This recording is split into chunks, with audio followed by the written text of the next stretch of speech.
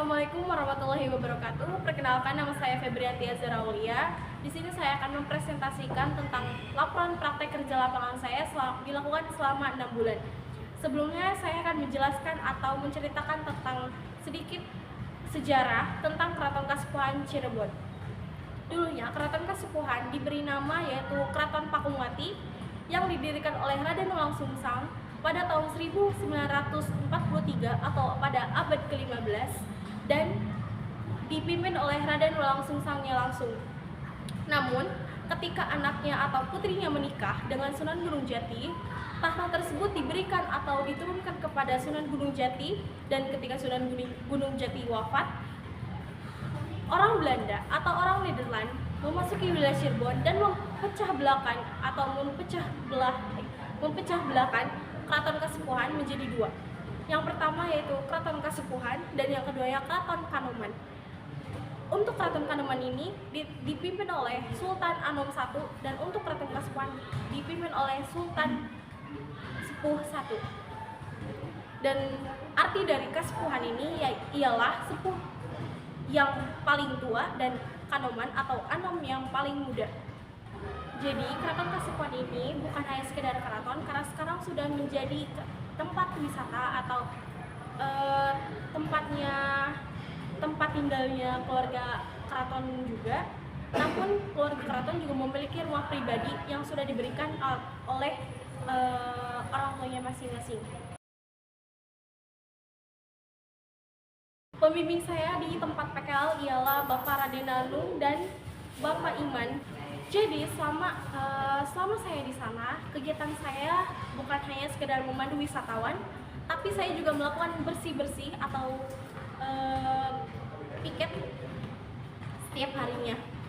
Saya berangkat ke tempat PKL atau ke perusahaan tersebut jam 8, jika tidak di shift jam 8 hingga jam 3 sore.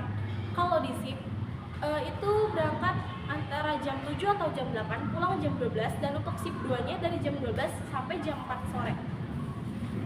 Di sana juga kita melakukan briefing pagi atau setiap mau pulang juga kita melakukan briefing sore sebelum pulang. Nah, di briefing itu kita juga membahas tentang seperti bagaimana mengenal huruf carakan, bagaimana menulis huruf carakan, dan juga tentang menjelaskan tentang manajemen, tentang bagaimana nanti kita ada di lingkungan pekerjaan. Setelah itu kita juga di sana mendapatkan banyak sekali ilmu, termasuk belajar menjadi tour guide atau guiding. Harga tiket di Keraton Kasepuhan juga bisa dibilang terjangkau karena untuk tempatnya ada 3 area. Yang pertama ada area istana yang dihargakan sekitar 15.000, dan area kedua ialah museum yang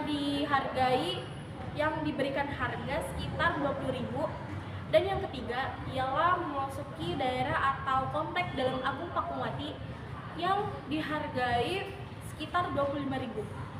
Di sini juga saya akan menjelaskan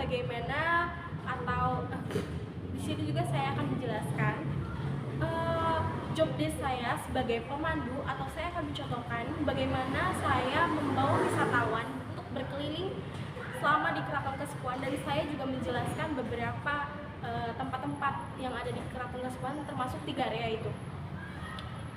Selamat pagi Bapak Ibu, selamat datang di Keraton Kasepuhan.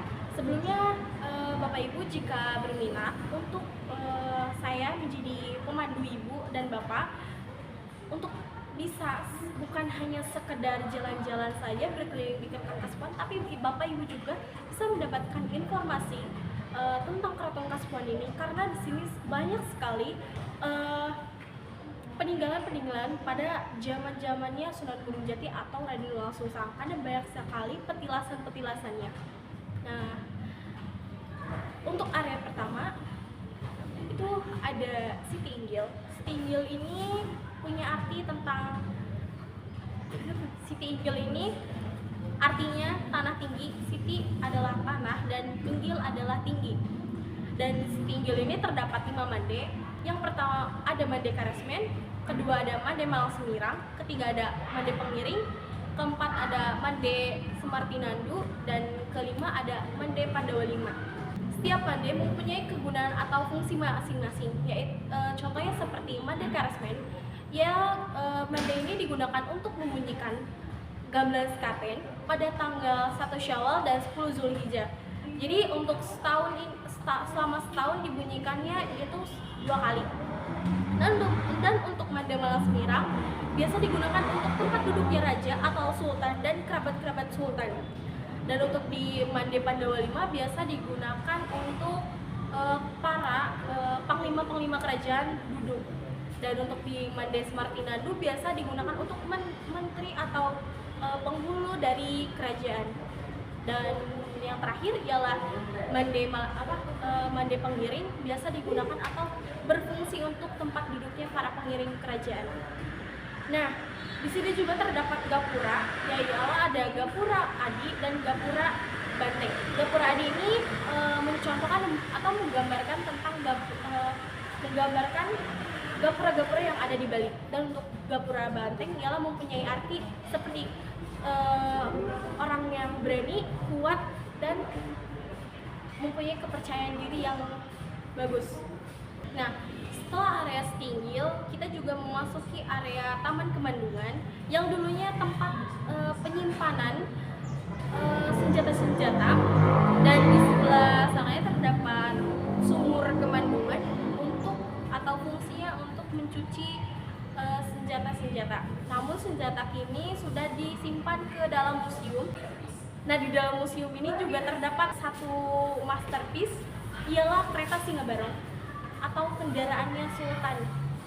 Yang terakhir, tempat yang sering dikunjungi oleh para peziarah ialah Komplek Dalam Agung Pakuwati, karena di sana terdapat banyak sekali peninggalan-peninggalan, dan salah satunya ada sumur Kejayaan. Sumur ini dari zamannya Raden Wangsusang sudah ada hingga sekarang masih terjaga.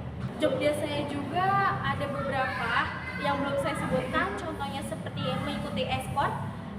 Saya juga pernah membawa anak-anak SD, dan bisa dibilang itu juga saya mengikuti eskort pemandu resmi di sana.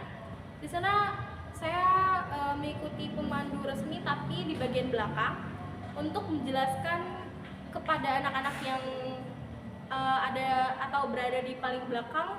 Mungkin karena bisa saja dia tidak mendengar dari pemandu resmi, maka dari itu saya selaku yang mengikuti eskort ini saya menjelaskannya kembali.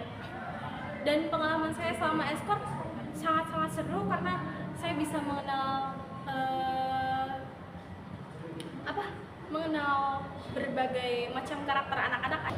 Selama PKL juga saya tidak hanya berada di Keraton Kesepuhan, karena saya pernah disuruh oleh pembimbing PKL saya di sana, yaitu Pak Raden Nanu.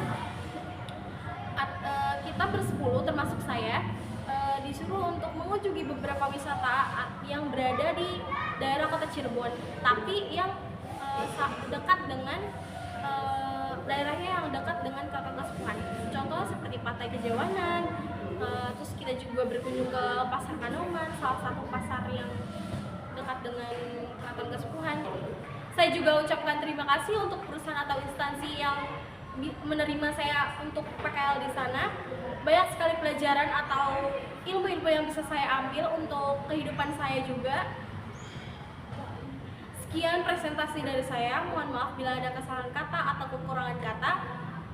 Wassalamualaikum warahmatullahi wabarakatuh.